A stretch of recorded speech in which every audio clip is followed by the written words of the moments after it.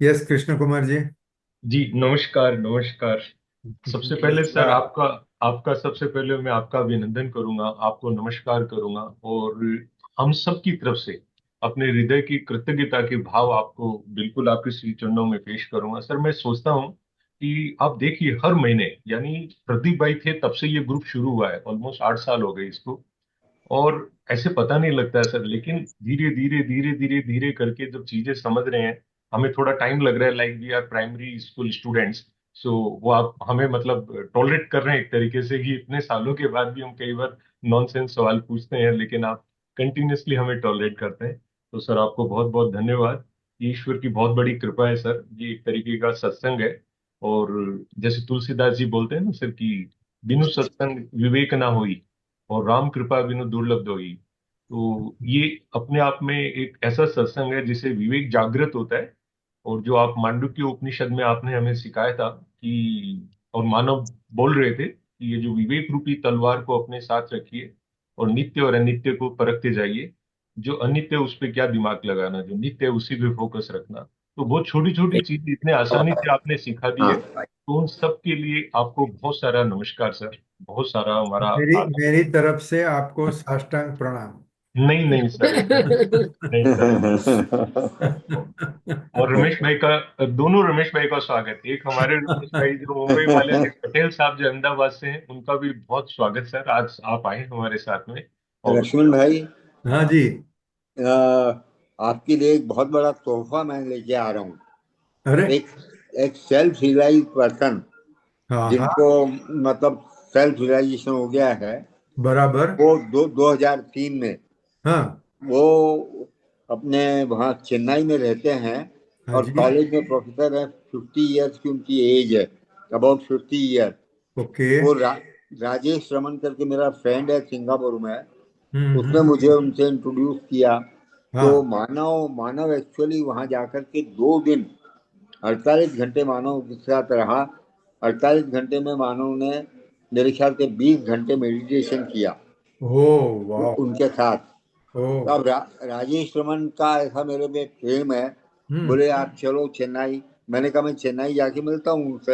हम्म। तो राजेश बोला कि आप क्यों चलते हो, मैं उनको यहाँ लेके आता हूँ, कोई प्रॉब्लम नहीं है, ही दो ओनली 50 ईयर। तो हाँ पहले तो हाँ। मैंने राजेश को बोला यार इतने बड़े आदमी को मैं तकलीफ दूं, हम्म। जस्ट मेरे से मिलने के लिए यहाँ है, मेरे को जमता नहीं है।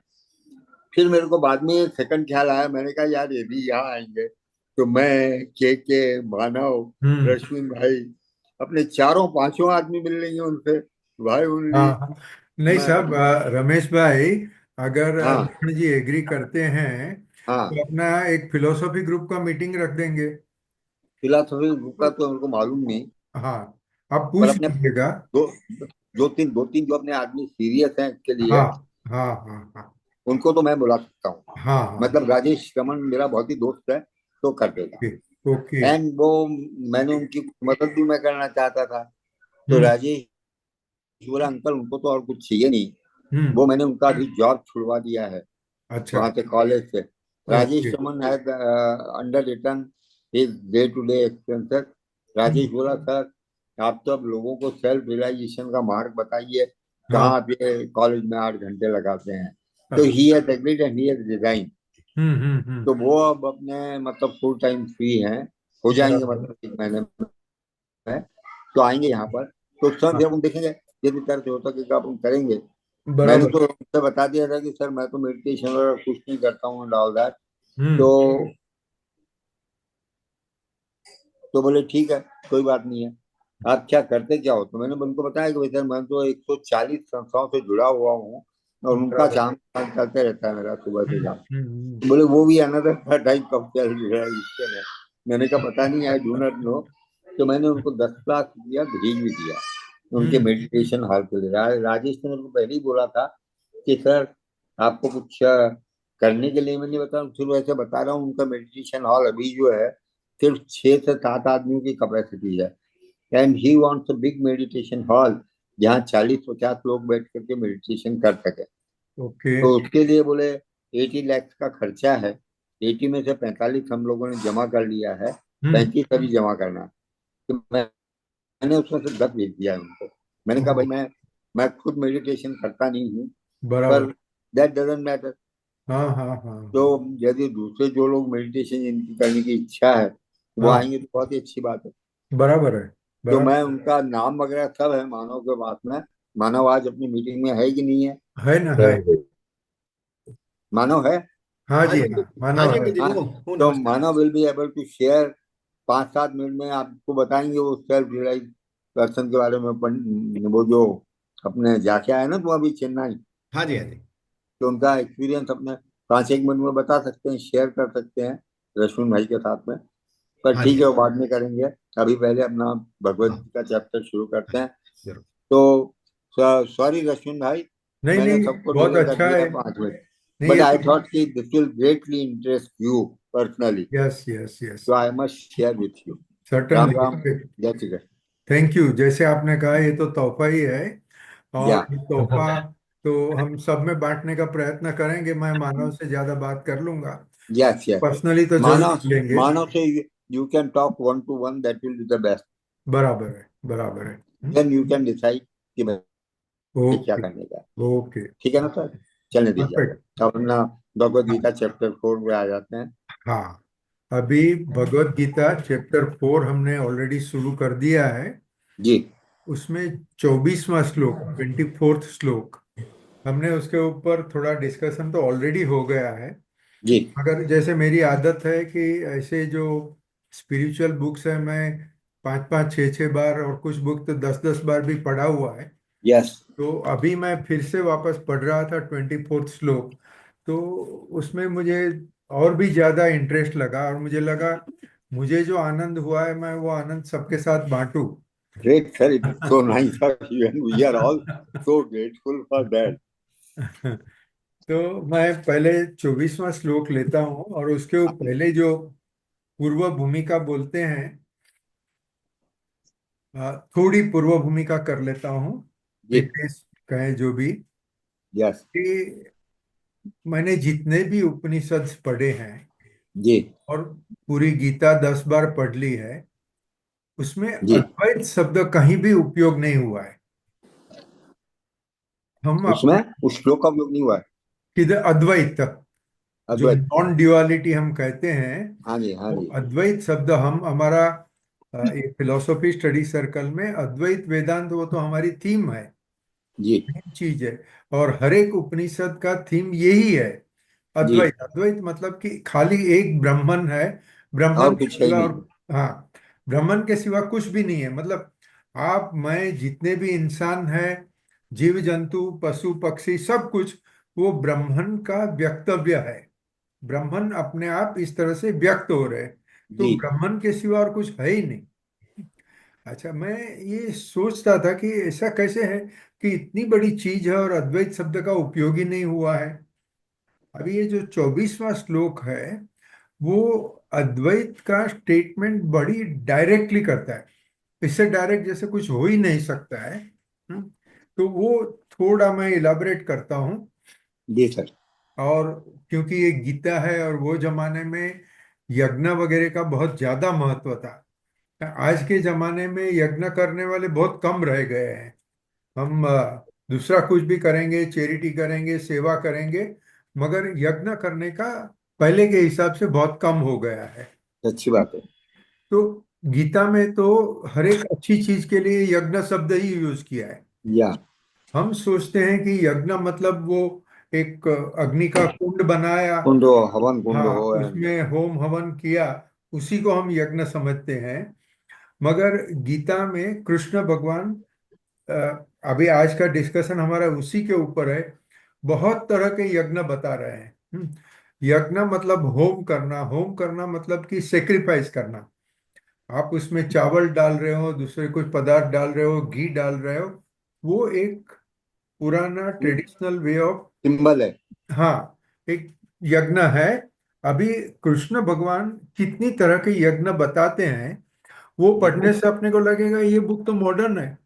या ये बुक तो ओल्ड नहीं है। हाँ, तो पहले तो 24वां जो श्लोक है, उसमें कहते हैं कि मतलब उन्होंने यज्ञ का एक उदाहरण लिया है, मेटाफोर लिया है, और बोलते हैं यज्ञ करने वाला यजमान ब्रह्म है। अग्नि कुंड जो है वो भी ब्रह्म है। उसमें यज्ञ अग्नि जो भड़क रही है वो भी ब्रह्म वो है। भी ब्रह्म है। उसमें जो आहुति दे रहे है वो भी ब्रह्म है। जो पुरोहित है वो भी ब्रह्म है। सब कुछ ब्रह्म है। और ये उसमें आहुति देने की जो क्रिया है वो वो भी क्रिया ब्रह्म भी ब्रह्म है। हमने पहले कर्म योग के ऊपर डिस्कशन किया था, तभी हमने कहा था कि देर इज सब्जेक्ट। अगर समझो रमेश भाई कचोलिया जी मुझे कुछ बता रहे हैं तो रमेश भाई सब्जेक्ट है, मैं है। ऑब्जेक्ट हूँ। हाँ। हाँ, कोई बात नहीं। और जो कहने की बात है वो क्रिया है। हेलो। कौन? कृष्ण भाई आप म्यूट कर दीजिए सर, सबको आप चलेगा, कोई दिक्कत नहीं, बराबर। प्रश्न भाई। हाँ, हाँ हाँ, आप म्यूट कर दीजिए, फिर आप वो इजी रहेगा। ठीक है। हाँ, मैंने म्यूट उनका तो कर दिया। नहीं, सबका ही कर दीजिए, जरूरत होगी वो अपने आप कर हाँ, ओके। हाँ, तो यहाँ कह रहे हैं कृष्ण भगवान के हर एक चीज ब्रह्म है, हर एक क्रिया भी ब्रह्म है, और वो क्रिया करने से जो फल मिलेगा वो भी ब्रह्म है। हाँ, तो ये अद्वैत के सिवा और क्या है? जब हम कहते हैं कि हर एक चीज ब्रह्म है तो वही तो अद्वैत है। ब्रह्म खुद इस तरह से व्यक्त हो रहा है। अभी यहाँ मैं कन्वर्सेशन विद गॉड का जो एक डिस्कशन है वो लेके आता हूँ। वो भगवान कहते, सॉरी, हाँ, उसमें भी भगवान कहते हैं कि ये पूरा संसार एक प्रोसेस है। Life is a process. हमारी लाइफ जो है प्रोसेस है। हमारा जन्म हुआ वहां से अ, बुजुर्ग हुए तभी तक, और डेथ होएगा, वो भी एक प्रोसेस है। और वो प्रोसेस में हमारा विकास होता है। तो विकास करना वो हमारी मर्जी है, और विकास के विरुद्ध जाना वो भी हमारी मर्जी है। भगवान ने तो स्वतंत्रता दी है कि आप मोक्ष प्राप्ति करो, या तो आप कोई भी गलत कुछ भी काम करो और फिर गलत फल प्राप्त करो। मगर ये प्रोसेस है। अभी आप सोचो कि कोई भी प्रोसेस होगी। हाँ, मैं हाथ यहाँ से ऊपर करता हूँ, नीचे लेता हूँ, मैं बोलता हूँ, मैं पानी पीता हूँ, तो हर क्षण में एक्शन बदलती रहती है। आप कोई भी क्रिया शब्द बोला तो उसका मतलब कि वो क्रिया में कुछ ना कुछ बदलते रहता है। अगर अपने रमेश भाई पटेल अभी गाड़ी चला के अपने घर की तरफ जा रहे हैं तो वो एक क्रिया है। वो क्रिया में उनकी गाड़ी हर क्षण अपनी जगह बदलती रहती है। बराबर। तो दिस इज व्हाट इन संसार वी से कि change is the law. Everything keeps changing for ever. तो ये जो चेंज हो रहा है वो भी ब्रह्म है। अभी हम वापस उपनिषद पर आवे कि ब्रह्मा ने खुद ब्रह्म में से संसार की रचना की, और वो खुद संसार की तरह से व्यक्त हुए, और संसार में जो भी हो रहा है उसको एनर्जाइज कर रहा है कौन? तो ब्रह्म जो है। रमेश भाई कचोलिया है, रमेश भाई पटेल है, प्रेसिडेंट ऑफ यूएसए है कि प्रेसिडेंट ऑफ रशिया है, सबके सब ब्रह्म है। कोई हमें संत लगता है, कोई विलन लगता है, मगर वो जो दोनों एक्शन है वो भी ब्रह्म है। और पूरा संसार में जो विकास चल रहा है वो भी ब्रह्म है। अच्छा, मैंने आगे एक नोट भेजी थी कि ये ब्रह्म है कहना अ, थोड़ा मुश्किल होता है समझने का। तो इसके लिए समझो, अपने घरों में बहुत सारी स्त्रियों की एक आदत होती है कि समझो उनके पास कुछ गहने हैं। हाँ, नेकलेस है, कंगन है, दूसरा कुछ 8-10 ज्वेलरी है। वो हर साल 2 साल बदलते रहते हैं। हाँ, आज समझो उनके पास 2 तोला की कंगन है। वो सोनी के पास जाएंगे, बोलेंगे भैया तू उसमें से मुझे हार बना के दे दे। वो कल को हार बनाने से दूसरा कुछ बनाएंगे, कुछ डिजाइन बदली करेंगे। ये हर एक चीज। और हाँ, एक और भी जरा ज्यादा इलाबरेट इलस्ट्रेशन देवे तो समझो आपके घर में ज्वेलरी है, आपने ज्वेलर को वैल्यूएशन रिपोर्ट के लिए बुलाया। हाँ, तो वहाँ घर की लेडी क्या कहेगी? हाँ, ये मेरे मायके से आया हुआ है। हाँ, ये मेरी दादी माँ ने मुझे दिया था, तो मुझे उसकी सेंटिमेंटल वैल्यू है। इसमें कुछ हीरे हैं, इसमें और कुछ है। वो ये तो मैंने मेरी बेटी ने मुझे भेंट दी है। अच्छा, ये सब जो घर की लेडी है उसका डिस्क्रिप्शन है। सोनी के हिसाब से क्या है? सोनी ये सब डिस्क्रिप्शन को इग्नोर करता है। उसको इसमें सोना कितना है वही देखना है। हाँ, वो आपने 10 गहना रखा कि 50 गहना रखा, उसको तो सोना ही दिखता है। और वो सोने की ही वैल्यू करता है। आपकी सेंटिमेंट की कोई वैल्यू नहीं। आपकी बेटी ने गिफ्ट दिया है कि आपकी माँ ने गिफ्ट दिया है, आप मायके से लाए हैं कि ससुराल से मिला है, उसका कोई कारोबार नहीं, उसका कोई मतलब कोई वैल्यू नहीं है ना?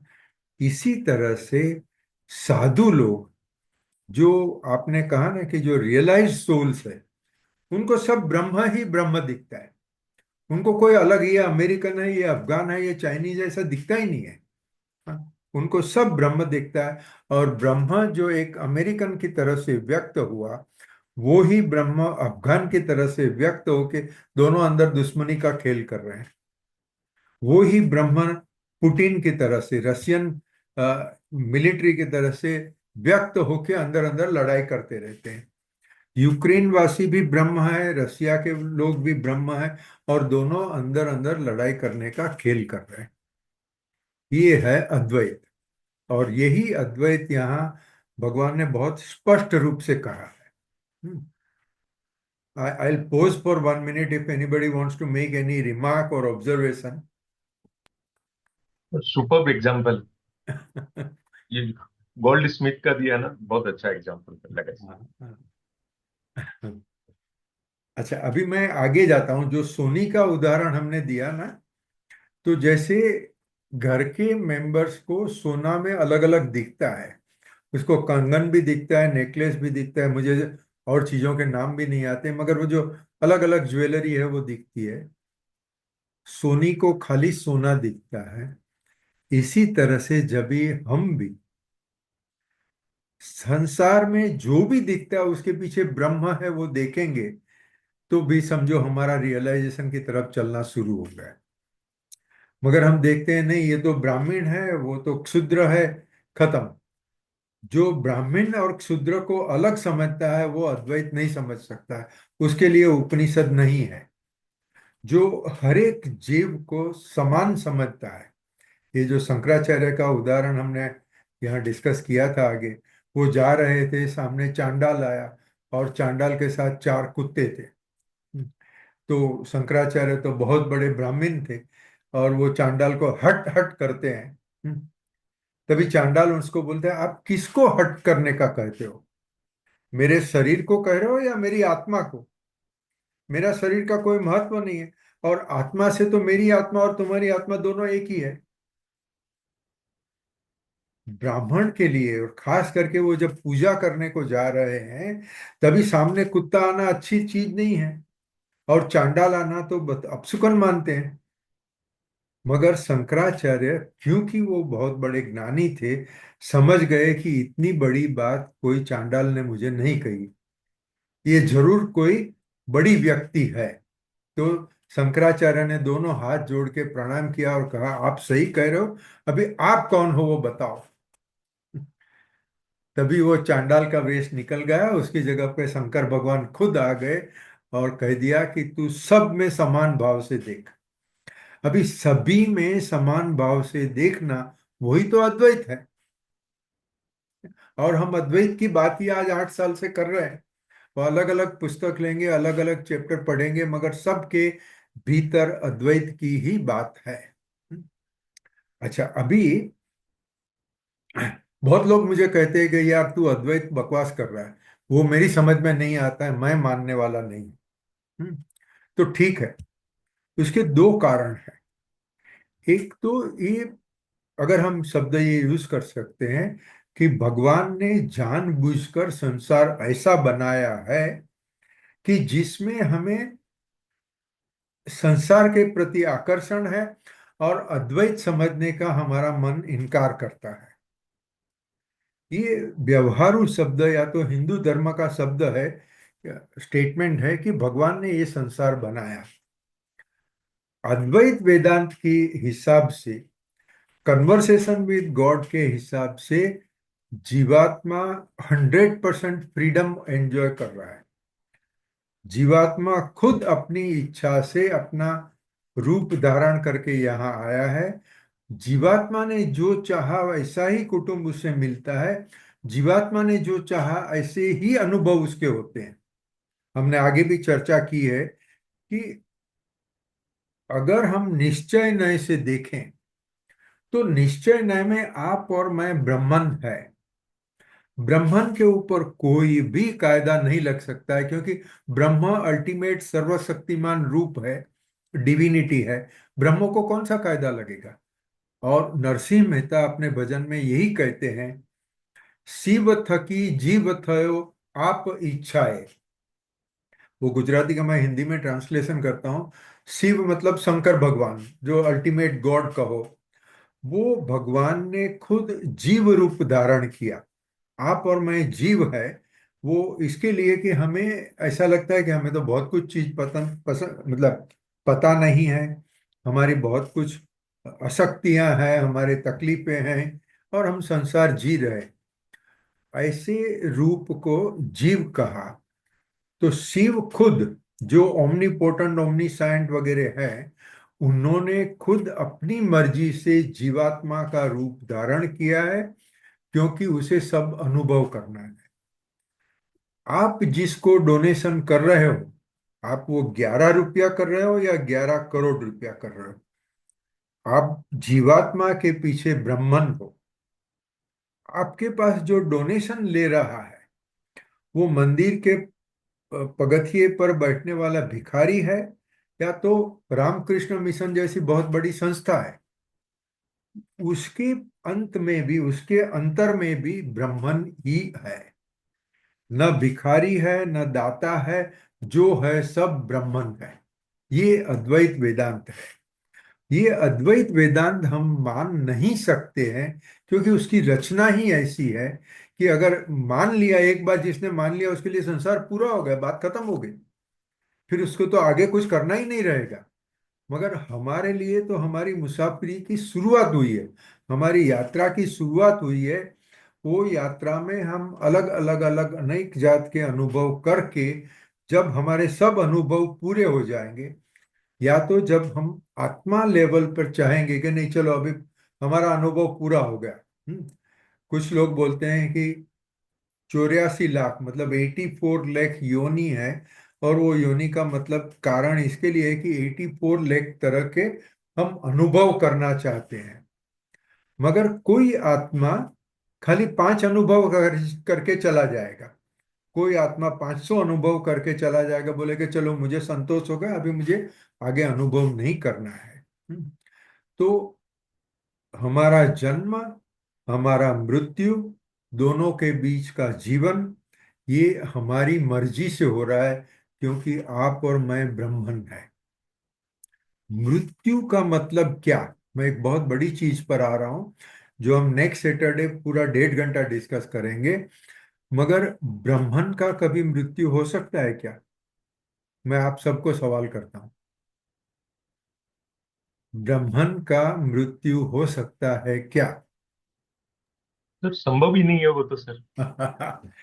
तो कृष्ण कुमार जी ब्राह्मण है, तो कृष्ण कुमार जी का मृत्यु संभवित ही नहीं है। हाँ। हाँ।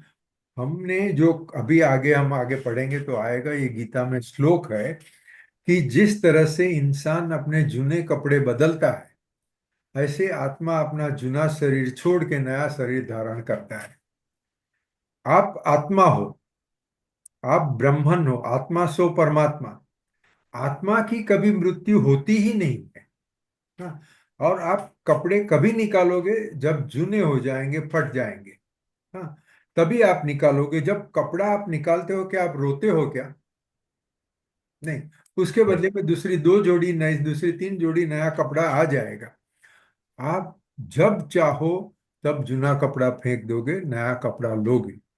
इसी तरह से किसी आदमी को, समझो मेरी माँ के पास वो सोने की जरी वाला, चांदी की जरी वाली साड़ियाँ थी, तो उनको एक अट्रैक्शन है। वो साड़ी का कपड़ा फट गया फिर भी नहीं निकालेंगे, और वो जरी वाले जो क्या बोलते हैं पल्लू, हाँ, उसको नई साड़ी में लगाएंगे। ऐसे किसी को बहुत मोह होता है अपने शरीर से, बहुत प्यार होता है, हम्म, तो वो जब तक उसका मोह रहेगा तब तक वो जूना शरीर, भले उसको हार्ट अटैक आ गया, उसके नी ऑपरेशन हो गया, फिर भी वो जूना शरीर को पकड़े रखेगा। हम्म। और कुछ लोग है वो बोलेगा छोड़ो यार, बोलो अभी इसको ये शरीर को छोड़ देना है। हाँ।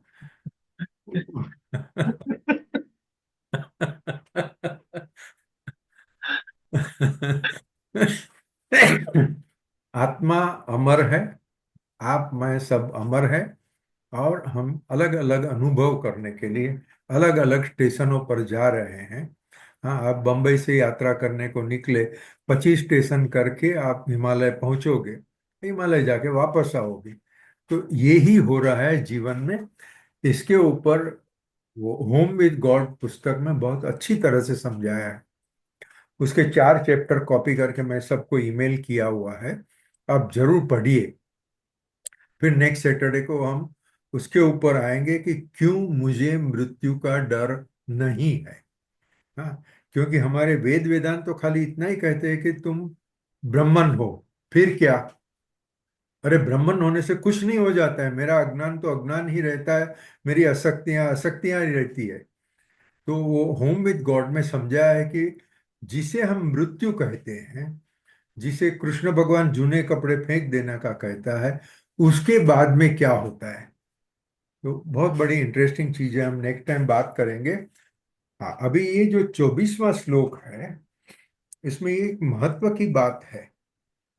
जब तक हमारी नजर गहने पर है, ये नेकलेस है, ये मेरी माँ का दिया हुआ है, ये मेरी बेटी का दिया हुआ है, तब तक हम उसके पीछे का सोना नहीं देखते हैं। सोनी फक्त सोना देखता है, उसके वो आकार और उसकी एज वगैरह से कुछ उससे संबंध नहीं है। वो आपने सोना को 3 बार वो ज्वेलरी को बदली किया या 30 बार बदली किया, एज्यूमिंग के ज्वेलर ऑनेस्ट आदमी है और हर टाइम वो पित्तल मिला नहीं रहा है, तो सोना ही रहता है, उसमें कोई फर्क नहीं होता है। अच्छा, अभी, सॉरी, हाँ, तो जो आदमी ने ये जान लिया कि मुझे हर एक व्यक्ति के पीछे, हर एक जीव के पीछे, हर एक पदार्थ के पीछे खाली ब्रह्मन को देखना है, उसे संसार में समता प्राप्त हो जाएगी। हाँ, अभी समझो आपकी ऑफिस में आपको किसी से झगड़ा हो गया, या तो घर में किसी से झगड़ा हो गया, किसी ने आपको हैरान कर दिया। हाँ, तो आप अगर देखते हो कि ये सामने वाली व्यक्ति भी ब्राह्मण ही है,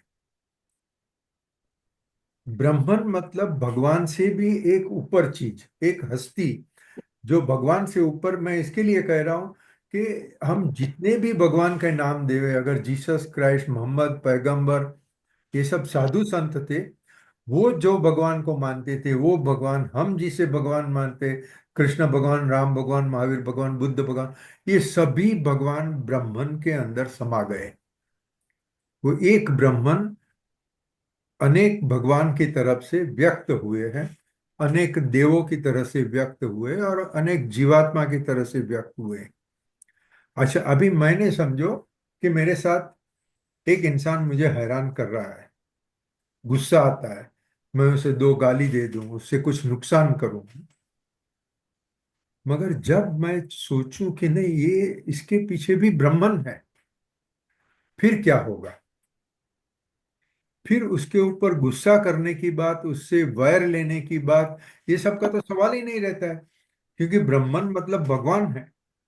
तो वो प्रेम, वात्सल्य, भक्ति, वात्सल्य अपने से छोटों से होता है, प्रेम अपने के बराबर होता है, और भक्ति अपने से बड़ों से होती। ये तीनों भाव अपने सामने आ जाएंगे। आप अपने बच्चे को ब्राह्मण कहो, अपनी पत्नी को ब्राह्मण कहो, या अपने पिताजी को ब्राह्मण कहो, तो ये तीनों भाव आपकी नजर में आ जाएंगे। जो घर में भाई भाई या भाई बहन पिताजी की मिल्कियत के इनहेरिटेंस के लिए झगड़ा करते हैं, वो संसार में इतने दब चुके हैं, इतने फंसे हुए हैं कि वो ब्राह्मण समझेंगे ही नहीं। वो अद्वैत, अद्वैत क्या, अपने भाई को जुदा समझते हैं, अपनी बहन को जुदा समझते हैं, वो अद्वैत क्या समझेंगे? जो आदमी फ्रॉड कर रहा है, हाँ, जो आदमी डिसऑनेस्टी करता है, फ्रॉड किसी तरह का भी हो सकता है, जो झूठ बोल रहा है, वो आदमी अद्वैत नहीं समझ सकता है। क्योंकि स्पिरिचुअलिटी के लिए इंटेलिजेंस की जरूरत नहीं है। स्पिरिचुअलिटी के लिए कोमल निर्मल हृदय, सिंप्लिसिटी ऑफ लाइफ, सरलता ऑफ लाइफ एंड एटीट्यूड, वो चाहिए। जिसमें ये सरलता है, सादगी है, सच्चाई है, हाँ, तो उसको फिर क्या सवाल है? उसको अपने आप वो जो ऐसी जिंदगी जिएगा जिसमें कभी न फ्रॉड है। मैं तो इनकम टैक्स चोरी को भी झूठ बोलना ही मानता हूँ। जो इनकम टैक्स ही भी चोरी नहीं करता है, अपने पेशे में धंधे में भी वो ईमानदार है, मिलावट नहीं करता है, तो उसको गीता नहीं पढ़ेगा तो भी समझ में आ जाएगा सब। क्योंकि ओनेस्ट आदमी की मन शुद्ध रहता है, ओनेस्ट आदमी का। और जिसका मन शुद्ध है, उसे तो सब कुछ साफ दिखने लगेगा। तो जो अद्वैत नहीं समझते उसके दो कारण हैं। एक तो संसार की रचना ऐसी है, इसमें आगे एक श्लोक आता है कि ये संसार के रचनाकार हिंदू धर्म के हिसाब से ब्रह्मा है। ब्रह्मा ने संसार ही ऐसा बनाया है कि सॉरी, लोगों को संसार में इंटरेस्ट पड़ता है, वो बहिष्प्रज्ञ बोलते हैं मांडुक्य उपनिषद की भाषा में। हमारी नजर बाहर ही रहती है। अच्छा, बाहर नजर है उसका प्रूफ है, जब वो इंसान कुछ भी गलत करता है, किसी से झगड़ा करता है, तो वो प्रूफ है कि वो बहिष्प्रज्ञ है। बहिष्प्रज्ञ वाले को अद्वैत समझ में नहीं आएगा। जब आदमी सबसे प्रेम करेगा, सबके अंदर ब्राह्मण का रूप ही देखेगा, तो फिर उसे अद्वैत समझ में आएगा। ये मेरे हिसाब से 24वां श्लोक का बहुत बड़ा महत्व है। हाँ, अभी मैंने भी इसमें जो भी नोट्स लिखी है सब कवर हो गई। तभी मैं आगे बढ़ता हूँ, और ऋषि आगे भाई, बढ़ने आपने से, हाँ जी, आपने दूसरा रीजन क्या बताया था? एक तो था कि ब्रह्मा ने बनाया संसार ही ही ऐसा ऐसा है, बनाया और है, दूसरा बराबर। एक आपने बोला दो रीजन है। दूसरा रीजन ये है कि जब आदमी डिसऑनेस्ट है, वो धंधे में डिसऑनेस्ट है, अपने व्यभिचार करता है, दारू पीता है, या तो और भी गलत लोगों से, कुछ लोग आपने देखे होंगे, वो रास्ते चलते चलते किसी से झगड़ा करेंगे। हाँ, वो उसका स्वभाव ही ऐसा है। तो ऐसे लोग जो है वो स्पिरिचुअल नहीं। जो साधु संत अपने में, कुछ बहुत सारे अच्छे अच्छे साधुओं की कहानियां भी है कि वो एक साधु थे, वो नदी में स्नान करने गए। हाँ, वो बाहर आए तो एक आदमी ने उनके ऊपर थूक दिया। वो वापस जाके नदी में स्नान करते हैं, और वो आदमी तुला हुआ था कि ये सब लोग बोलते हैं ये साधु कभी गुस्सा नहीं करते, मुझे आज ये उसको गुस्सा ही करवाना है। तो जितनी बार साधु बाहर आएंगे नहा धो के, उतनी बार वो थूकेगा, और पान वान खा के थूकेगा तो उनके कपड़े शरीर सब खराब हो जाए। वो 50 बार स्नान किया तभी तक ये आदमी उलझन में हो गया। ये क्या हो रहा है? अभी मुझे नाम नहीं याद रहा है। मैं जो कह रहा हूँ वो स्टोरी नहीं है, हकीकत है। बहुत बड़े साधु की बात है। ठीक। और 100 बार साधु ने स्नान किया, इसने 100 बार थूका, तभी अंदर से वो थूकने वाले को कुछ ना कुछ होने लगा। आखिर में साधु ने 108 बार स्नान किया। फिर बाहर आके साधु वो आदमी को पैर लगे, मतलब साष्टांग प्रणाम किया, तो वो एकदम हक्का बक्का हो गया। हाँ, साधु ने बोला, आपके कारण मैंने 108 बार गंगा में स्नान किया, मुझे कितने बड़ा पवित्र पुण्य मिल गया। तभी वो जो उनको गुस्सा कराने के लिए खड़ा था, वो भी उनके साष्टांग दंडवत प्रणाम किया। हाँ, तो ये साधु का स्वभाव है कि गुस्सा नहीं करने का। वो देखता है कि सामने वाले में भी ब्राह्मण ही है। वो चांडाल में ब्राह्मण देखता है, कुत्ते में ब्राह्मण देखता है, उसकी नजर से कोई क्षुद्र नहीं है। हर एक जीव प्रेम के लायक है। हम्म, मगर जो ये नहीं मानते हैं, इस संसार में फ्रीडम है, और ज्यादातर लोग तो नहीं मानते हैं। वो अपने को ऊंचा मानते हैं, अपने से दूसरों से अपने आप को ऊंचा बताने के लिए कॉस्टली कपड़ा पहनती है। हाँ, वो टू टाई बाई सूट वगैरह पहन के निकलते हैं, गाड़ी भी उनको कॉस्टली चाहिए, वगैरह वगैरह वगैरह। जो झगड़ा करते हैं, जो डिसऑनेस्ट है, जो शो ऑफ करते हैं, उनके लिए अद्वैत समझना बहुत बड़ी मुश्किल की बात है। बराबर। अभी मैं आगे बढ़ता हूँ, अनलेस किसी को कुछ भी कमेंट करनी है तो I wait, otherwise I proceed.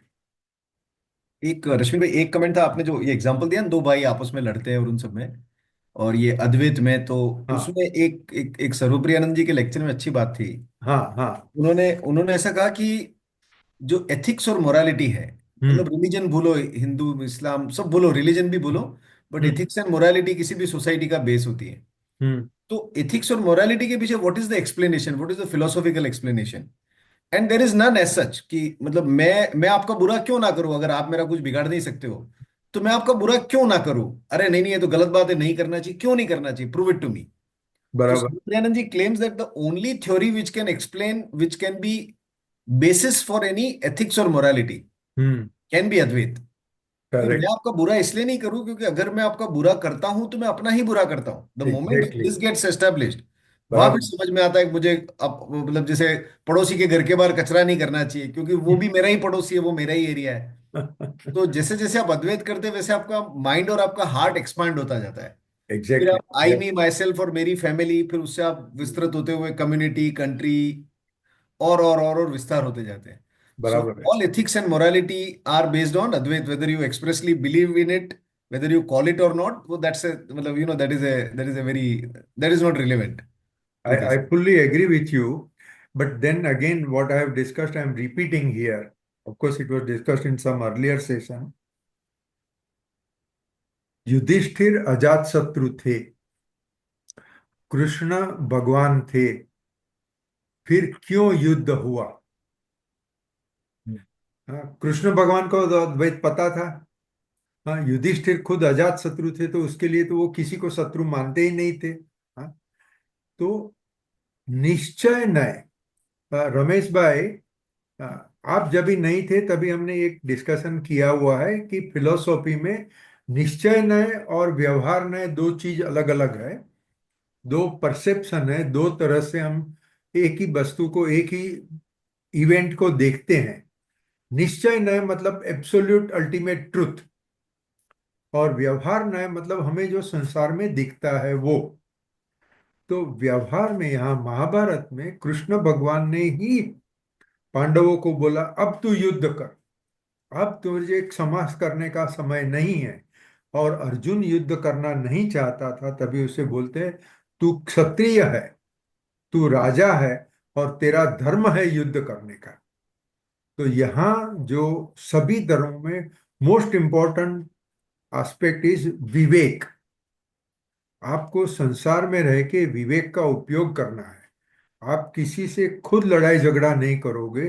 किसी ने छोटी मोटी आपको तकलीफ की तो उसको इग्नोर करोगे, क्षमा कर दोगे, भूल जाओगे। मगर जब इंसान, सामने वाला इंसान दुर्योधन की कद का हीन आदमी बन जाता है, तो फिर आपका कर्तव्य है कि लड़ाई करो। हाँ, तो ये महाभारत ग्रंथ ऐसा है कि निश्चय न्याय भी बता देता है, व्यवहार न्याय भी बता देता है, और आप अपनी समझ शक्ति से उसके फॉलो करो। अभी my next very important statement is this. Gita में भगवान ने फुल डेमोक्रेसी बताई है। हम्म, अभी इसका भी प्रीफेस अगर मैं कहूँ, तो अगर हम साधु संत के पास जाएंगे, वो बोलेगा, और मुझे बहुत साधुओं ने कहा भी है कि ये तू सब सेवा करता है उसको कर्म मानता है, वो सब बकवास है। तूने अच्छा कर्म किया तो वो तुम सोने के पिंजरे में पुरोगे, और तुमने खराब कर्म किया तो लोहे के पिंजरे में बंद हो जाओगे। कर्म मतलब खराब है, तू कर्म छोड़ दे। ये साधुओं का ज्ञान योगी का ये स्टेटमेंट रहता है। ओके। जो भक्ति करते हैं, ऐसे भी जो बहुत बड़े भक्त हैं, उन्होंने मुझे कहा है तू भले कितना भी घूम फिर ले, कोई गरीबों के पास जावे, किधर भी आवे, अंत में तो तेरे को भक्ति ही करनी है। कृष्ण भगवान स्पष्ट तरह से कहते हैं, और स्वामी राम सुखदास जी उसको इलाबरेट करते हैं कि तुम्हें जो पसंद आएगा वो करो। कर्मयोग करो, मतलब सेवा मतलब कर्मयोग ही है। और वो राम सुखदास जी बहुत स्पष्टता से कहते हैं, उसमें कोई गुंजाइश नहीं है, कोई भी डाउट की गुंजाइश नहीं है। वो कहते हैं आप अपने स्वार्थ को छोड़ दिया और बाकी जीव मात्र की सेवा की। आपने समझो ट्री प्लांटेशन किया, वृक्षों को सेवा की, पशु पक्षी की सेवा की, या तो इंसान की सेवा की। सेवा की वो कर्मयोग है, जब आप उसके सामने से कुछ भी एक्सपेक्ट नहीं करते हो। तो गृहस्थों के लिए तो कर्मयोग सबसे बड़ा योग है। फिर भक्ति योग कर सकते हो, कोई भी कर सकता है। भक्ति योग तो एक खूनी खून करके आया, फिर वो घर पे जाके फिर अपने घर में जो मंदिर होगा भगवान की मूर्ति, उसमें वो प्रणाम करेगा। वो भक्ति में कोई कोई तकलीफ नहीं है, आपके लिए कोई प्री कंडीशन नहीं है कि आप भक्ति कर सकते हो, फला फला भक्ति नहीं कर सकता, ऐसा कुछ नहीं। और सबसे सरल है, उसके लिए आपको कुछ भी नहीं चाहिए। भगवान कृष्ण भगवान कहते हैं आप मेरी पूजा करने को आए, आपके पास कुछ नहीं है तो फल रखो, फल भी नहीं है तो पुष्प रखो, पुष्प नहीं है तो पत्र रखो। ये फलम पुत्र पुष्प पुष्पम नहीं है तो खाली पानी डालो। हाँ, और भारत देश में जनरली स्पीकिंग पानी तो सबके पास अवेलेबल है। तो भगवान कहते तुम कुछ भी करो, भक्ति कर सकते हो। फिर ज्ञान योग है, वो बड़ा कठिन है। ज्ञान योग सबके लिए नहीं है। हाँ, मगर भगवान ने पूर्ण स्वतंत्रता दी है, आप कुछ भी कर सकते हो। और ये गीता चौथे अध्याय में 24वां श्लोक से लेके 30वां श्लोक तक भगवान ने योग करने के अलग अलग तरीके बताए हैं। और वो बहुत इंटरेस्टिंग है, और वो मैं अभी कवर करना चाहता हूँ कि वो गृहस्थाश्रम को भी योग बोलते हैं। अगर एक आदमी विवेकी है, ये भगवान कहीं भी नहीं कहता है कि तू संसार छोड़ दे।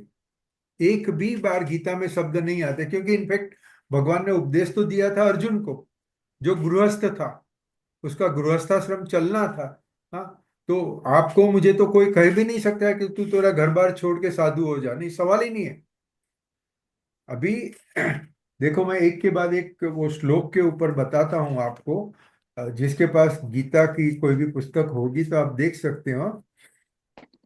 ये दो श्लोक हमने पहले कंसिडर कर लिए, फिर भी मैं खाली ब्रीफली कवर करता हूँ।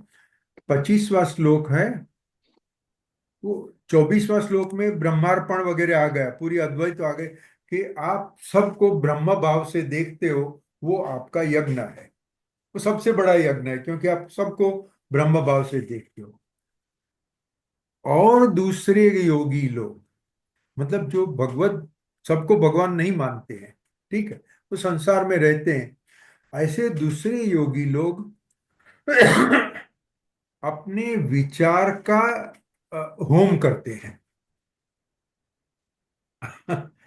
ये थोड़ा डिफिकल्ट है। हाँ, हम तो यज्ञ में आहुति मतलब चावल डालना, घी डालना वगैरह वगैरह होता है।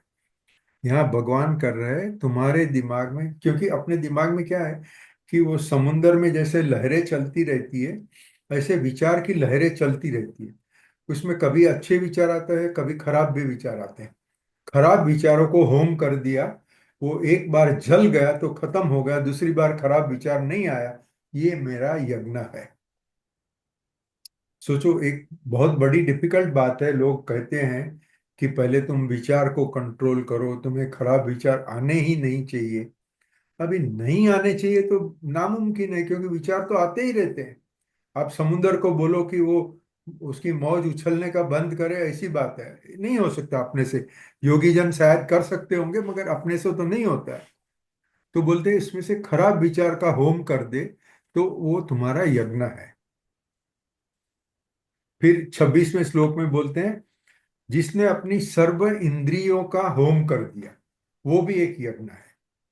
अभी क्या है कि जैसे हमने अभी डिस्कस किया कि संसार, समझो हम सुदर्शन भाई की बात कर रहे हैं, तो सुदर्शन भाई सब्जेक्ट है, उनकी पत्नी, उनके बच्चे, उनके पोते से पूरा संसार ऑब्जेक्ट है।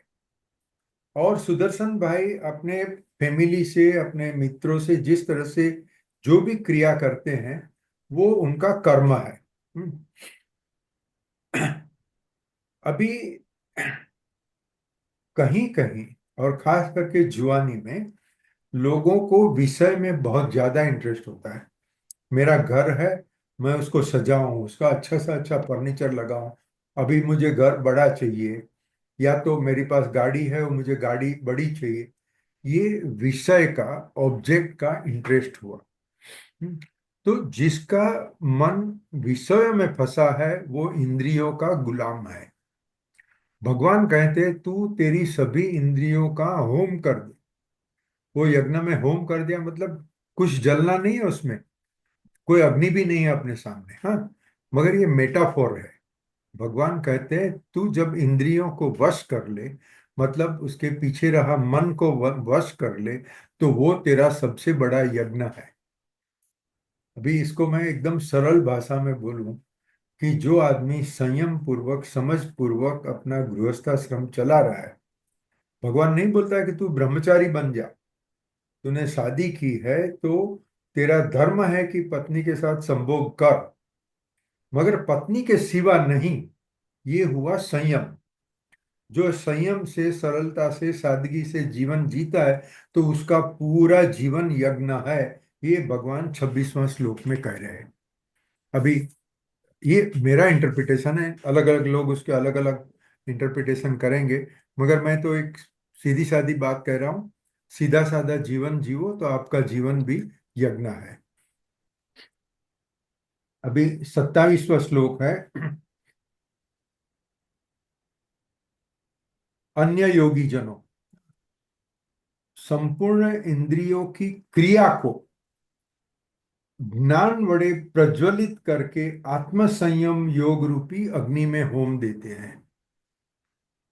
आत्म संयम, अपने आप के ऊपर संयम रखना, वो बहुत बड़ा यज्ञ है, वो बहुत बड़ी ज्वाला है। और मेरे हिसाब से जिसने भी प्रयत्न किया होगा, समझो आपने एक उपवास का प्रयत्न किया है। अभी जब उपवास आपको करना है तभी आपकी मिसेज आपके सामने बर्फी, मेवा, मिठाई लाके रख देती है। अभी वो उपवास आप तोड़ दोगे, बर्फी खा लोगे कि नहीं, उपवास आपका चालू रहेगा। ये मैंने बहुत सरल एग्जाम्पल दिया, मगर अपने जीवन में बहुत ऐसे प्रसंग आते हैं जब हमें क्रोध आ जाता है। ऐसे प्रसंगों में हम क्रोध न करके सामने वाले को ब्रह्मन रूप में देख के, भगवान के रूप में देख के, और भगवान रूप में नहीं भी देखा तो अपने समान एक इंसान के रूप में देख के क्रोध न करो। कि क्रोध न करना ये एक बहुत बड़ा यज्ञ है। जब उपवास कर रहे हो तब मिठाई नहीं खाना वो बड़ा यज्ञ है। ये भगवान यहाँ कर रहे हैं, आत्म संयम। और आज का संसार में हम देखेंगे, खास करके यंगर जनरेशन में, तो बहुत बड़े शौक होते हैं, ये लेना है, वो लेना है, नया खरीदना है। और जैसे मानव भाई ने आगे कहा, मी, माई सेल्फ, बस उनका पूरा संसार अपने आप में सिमट जाता है। और उनका अमेरिका में तो इतना कि वो अपना कुटुंब भी नहीं, विद इन द कुटुंब I am everything, my wife is also separate, my children are also separate, और बच्चे 16 साल के हो गए तो अलग जाके रह गए। यहाँ स्पिरिचुअलिटी पनपती नहीं है। जहाँ पूर्ण स्वार्थ की बात है और अपने स्वार्थ के लिए दूसरों को नुकसान करने की बात है, वो लोग कभी स्पिरिचुअलिटी समझेंगे नहीं, उसको समझाने का प्रयत्न भी नहीं करना।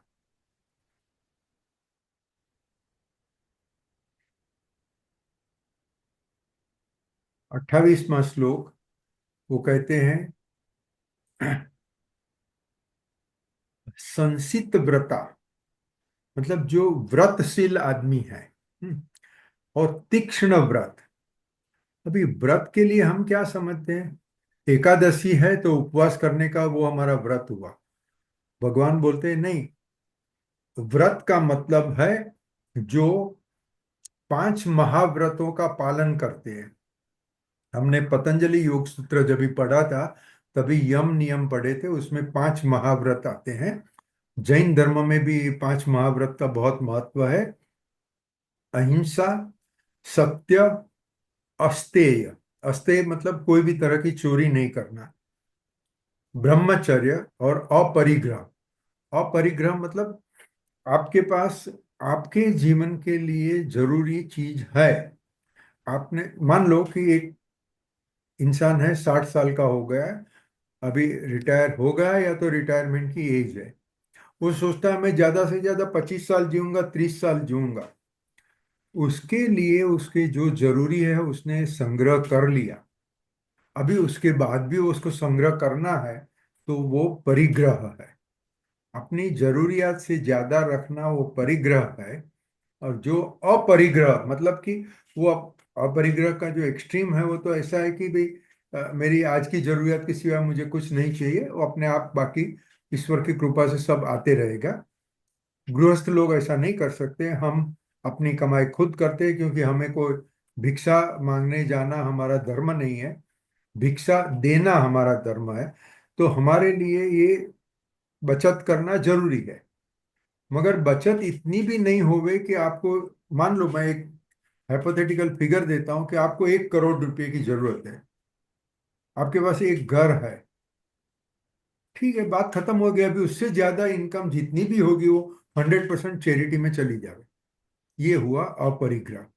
ये अपरिग्रह को भी मैं थोड़ा कॉम्प्रोमाइज करके बोलता हूँ, और ज्यादा अपरिग्रह करने वाले की तो बहुत अच्छी अच्छी कहानियां हैं। तो ये 5 व्रत का जो जीवन में पालन करते हैं, जो अपने धन का दान करते हैं, उसको द्रव्य यज्ञ बोला है भगवान ने। फिर तपो यज्ञ है कि भाई समझो कृष्णकांत जी है, बहुत लोगों की सेवा करते हैं, अलग अलग ट्रस्ट में जाके सेवा करते हैं, रमेश भाई को मदद करते हैं। हाँ, अभी ये सेवा करना कोई आसान बात नहीं है, उसमें अलग अलग तकलीफें आती है। जितनी भी तकलीफ आवे, वो तकलीफ को प्रसन्नता से सहन कर लेना, किसी से क्रोध नहीं करना, लड़ाई नहीं करना, इसको तप कहते हैं कृष्ण भगवान। देखो ये गीता मुझे इतनी ज्यादा पसंद क्यों है कि ये गृहस्थाश्रम की हर एक प्रवृत्ति को वो यज्ञ बोलते हैं। नहीं तो हमारी सामान्य मान्यता क्या है, तप मतलब क्या, वो ऋषि मुनि जंगल में गए, चले गए, वो व्याघ्र चर्म के ऊपर बैठ गए और आंख बंद करके हाथ वो पद्मासन करके बैठ गए। ये तो भगवान ऐसी बात ही नहीं कर रहे। भगवान बोलते हैं तू तेरा काम कर, वो काम करने में क्रोध मत कर, वो प्रेम से अपना कर्तव्य निभाते रहे, तो वो भी एक यज्ञ है। पिताजी अपने घर का पालन कर रहे हैं, पोषण कर रहे हैं, न पत्नी से झगड़ा करता है, न बच्चों से झगड़ा करता है, सबसे प्रेम से रहते हैं, तो उनका गृहस्थाश्रम एक यज्ञ है। माता जी सबको प्रेम करके किसकी क्या जरूरत है वो संभाल लेती है, वो उसका यज्ञ है। अब कितनी सरल चीज है गीता, तो मेरे हिसाब से इतना सरल शास्त्र है। और गीता मोक्ष शास्त्र है। भगवान कहते हैं कि 2500 जात के यज्ञ है, तुम कोई भी यज्ञ करो तुम्हारा मोक्ष निश्चित है।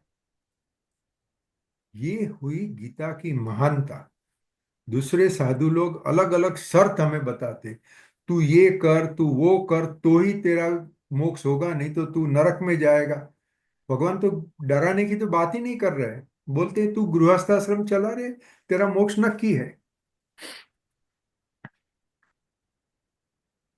फिर उन्होंने 29वां 30वां श्लोक में बोलते हैं कुछ ज्ञानी लोग हैं वो जो प्राणायाम करके बैठ जाते हैं, ठीक है ना, जिसको वो पसंद है वो करे, उनके लिए वो यज्ञ है। जितने भी आप यज्ञ करोगे, यज्ञ का फल है पाप का नाश। तो मतलब आगे मैंने जो भी खराब कर्म किए वो कर्म मैं अभी गृहस्थाश्रम चला रहा हूं, तो मेरे पाप का नाश हो रहा है। जब सब पाप का नाश हो जाएगा तो मेरा मोक्ष निश्चित है।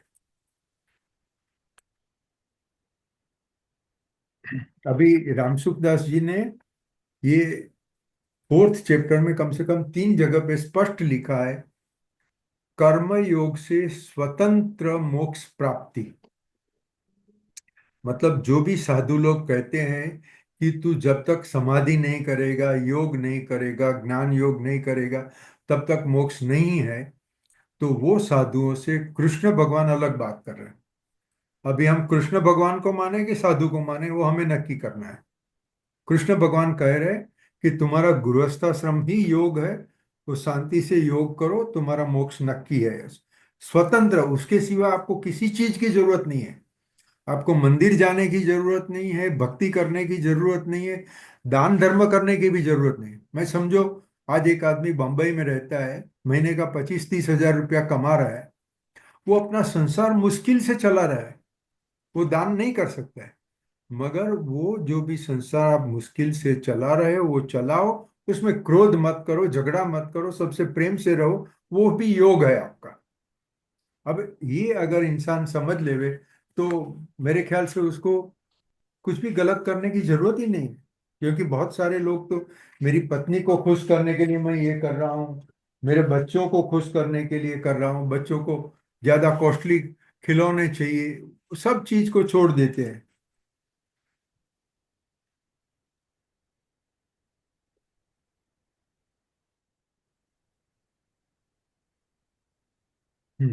फिर 32 श्लोक में भगवान अर्जुन को बता रहे हैं कि मैंने तुमको अभी तक 15 तरह के अलग अलग योग बताए हैं, इससे भी बहुत ज्यादा अलग अलग योग वेदों में उसका वर्णन किया है। हाँ, तू वेद पढ़ के वो भी जान लेवे, मगर आखिरकार तुझे जो पसंद है तू कर।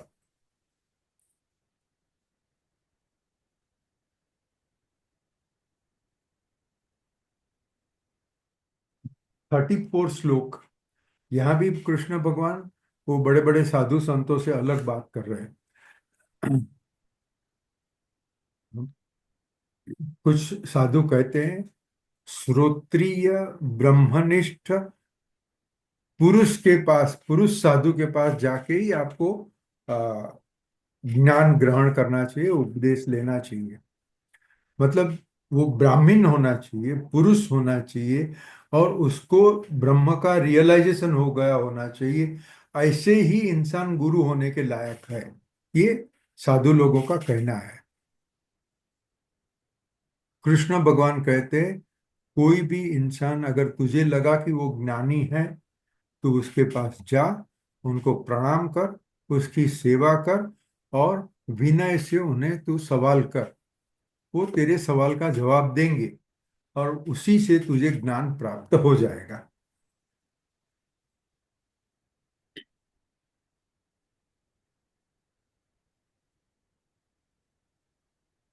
जो 35वां श्लोक है,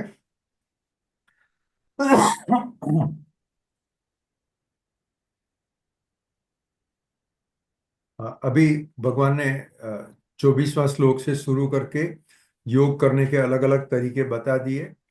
फिर आखिर बोलते हैं, समझो ये भी हो सकता है कि हमने बहुत योग कर लिया, बहुत भक्ति कर ली, बहुत रामायण महाभारत पढ़ लिया, फिर भी हमें बत्ती नहीं होती है, हमें संतोष नहीं होता है, तो किसी ज्ञानी के पास जा, ज्ञानी के पास से समझ ले। क्योंकि हर एक के बस की ये बात नहीं है कि वो अपनी ही बुद्धि से, अपने ही प्रयत्न से सब कुछ समझ लेवे। तो 99% लोगों को गुरु की जरूरत है, कोई उसके हाथ पकड़ के, उंगली पकड़ के उसको गाइडेंस करे, वो जरूरत है। ठीक है, वो कर ले। वो करने के बाद में तुम्हें ब्रह्म ज्ञान हो जाएगा। उसके बाद में कोई भी मोह नहीं होगा। मोह शब्द का हम लोग सामान्य तरह से ये अर्थ निकालते हैं कि अगर समझो मुझे दिनकर से मोह है, उसका मतलब मुझे दिनकर से ज्यादा लगाव है, मुझे प्रेम है। प्रेम तो कभी मोह नहीं हो सकता है, प्रेम और मोह एकदम अलग चीज है।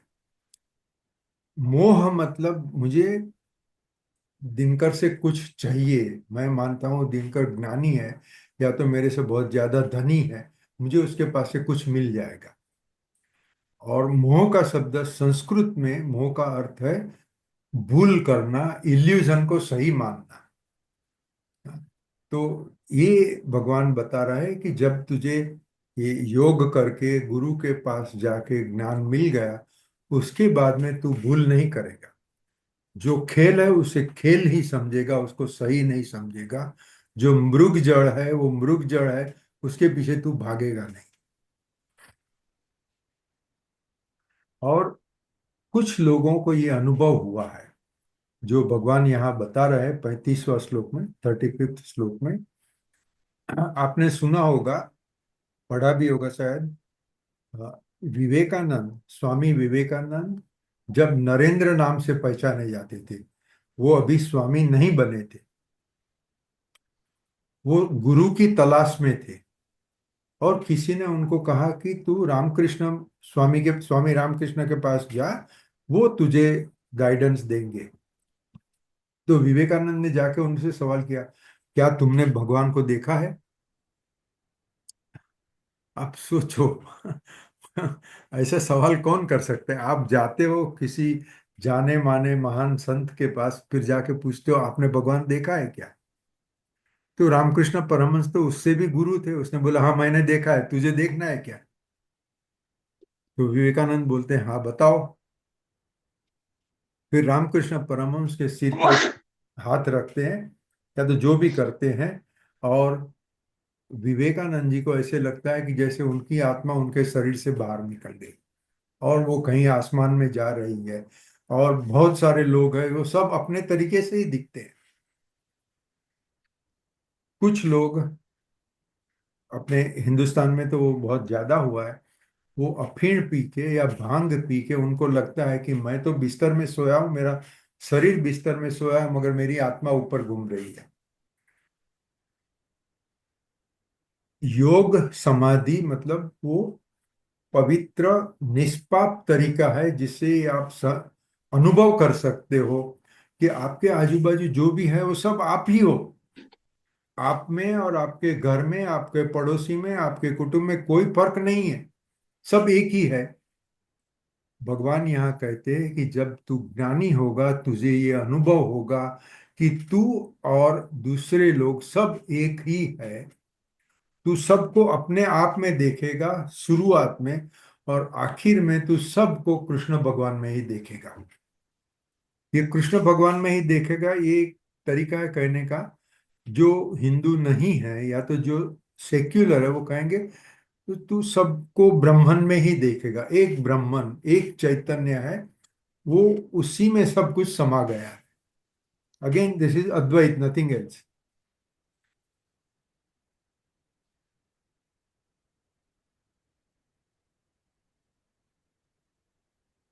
अभी मैं आगे यहाँ से स्वामी रामसुखदास जी का 35वां श्लोक के ऊपर आगे बढ़ रहा हूँ।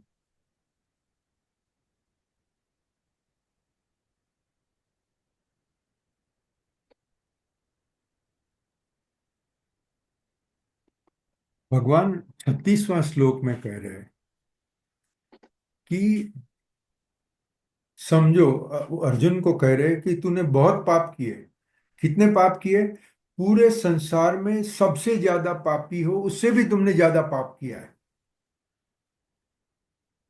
फिर भी जब तुझे ज्ञान होगा तो सब पाप भस्म हो जाएंगे। वो कितनी बड़ी गारंटी दे दी है। हाँ, मैंने खून किया है, मैंने काला बाजारी किया है, मैंने ब्लैक मनी किया, हवाला किया, सब कुछ किया है। जब मुझे ज्ञान हो जाएगा मेरे सर्व पाप खत्म हो गए।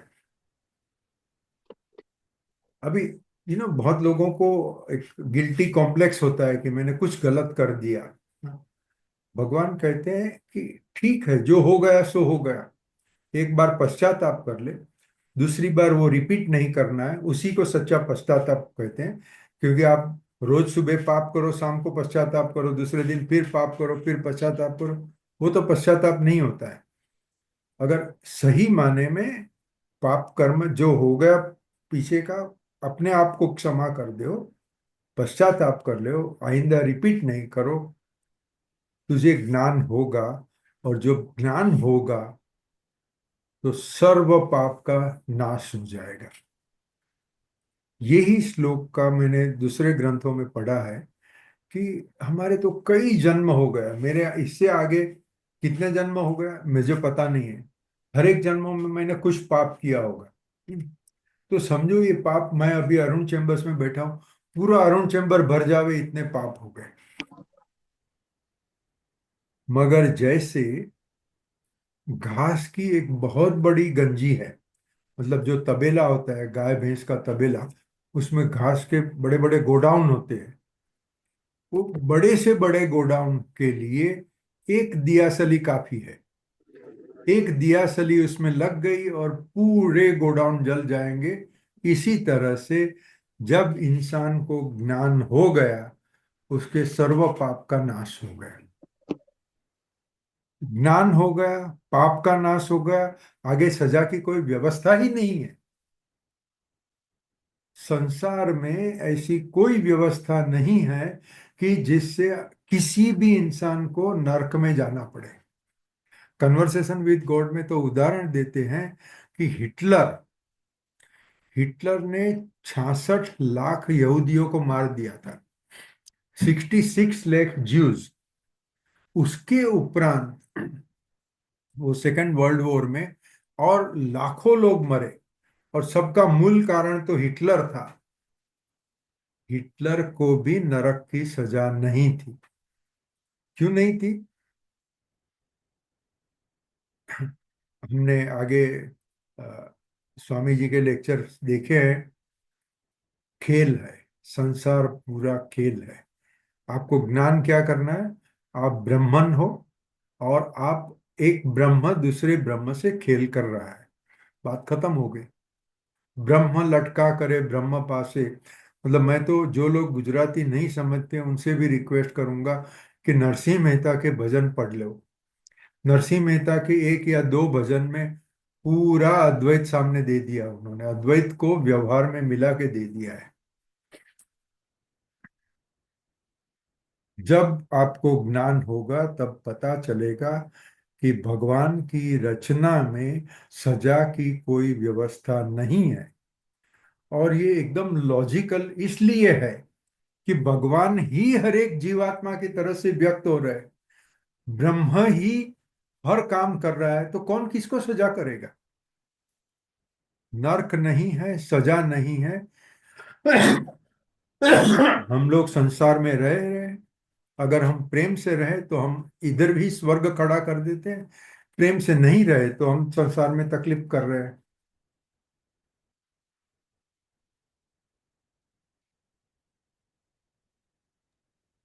रश्मिन भाई, इस पे हाँ जी, कमेंट है, आपने जो प्लीज प्लीज जो आपने प्लीज बताया बोलो। था। तो इसमें ये जो सजा और नरक में, एक जगह कहीं ऐसा सुना था कि अल्टीमेटली तो जैसे हम सब ब्रह्म हैं, जैसा कि अद्वैत ज्ञान में बताया है, हाँ लेकिन जी, अज्ञान के कारण या अज्ञान या माया के कारण हम अपने आप को एक एक लिमिटेड इंडिविजुअल मानते हैं। बराबर। जनरली एक बॉडी माइंड कॉम्प्लेक्स में कि ये मेरा शरीर है, एक मतलब ना चमड़ी की एक बाउंड्री है, उसके अंदर वाला आदमी मैं हूँ और उसके बाहर वाला सब संसार है। बराबर। तो उसमें जैसे ही हम अपने आप को लिमिटेड मानते हैं, तो लेकिन हम हैं तो unlimited, that is a reality. तो करेक्ट। हमारा मन कभी इस लिमिटेशन में कभी शांत नहीं होता है, मतलब इसलिए कोई आदमी शांत नहीं है, कोई आदमी चैन से नहीं बैठा, बराबर। चैन से बैठ ही नहीं सकता बाय डेफिनेशन, क्योंकि वो है अनलिमिटेड और लिमिटेड अपने आप को मानता है। तो उसकी उसका तड़पना तो गारंटीड है, जब तक वो उसको उसका पर्सपेक्टिव पैराडाइम चेंज नहीं होगा तब तक वो तड़पता रहेगा। अच्छा, तो अब क्या होता है इस तड़पन में, जब वो छोटा होता है तो उसको बड़ा होना है। तो एक आदमी जो लखपति है उसको करोड़पति होना है, और करोड़पति को और होना है, और उसको ऐसा लगता है कि जितना अनलिमिटेड होता जाऊंगा मैं, उतना ही ये लिमिटेशन के कारण मेरे जो अंदर जो मतलब बेचैनी है, वो बेचैनी से मुक्ति मिल जाएगी मुझे। तो उसके अंदर डिजायर पैदा होती है कि वो और एक्वायर करे, पैसा, पावर, रिलेशनशिप, जो भी अलग अलग चीजों में एक्वायर करे। और फिर अगर उसको कोई थ्रेट दे देता है, अगर जैसे कोई उसको थ्रेट देता है कि अगर जैसे मैं लखपति और अगर मेरा नुकसान हो जाए तो फिर मैं तो कम हो गया, मुझे तो आगे बढ़ना था और मैं पीछे हो गया। तो वो तिलमिला उठता है।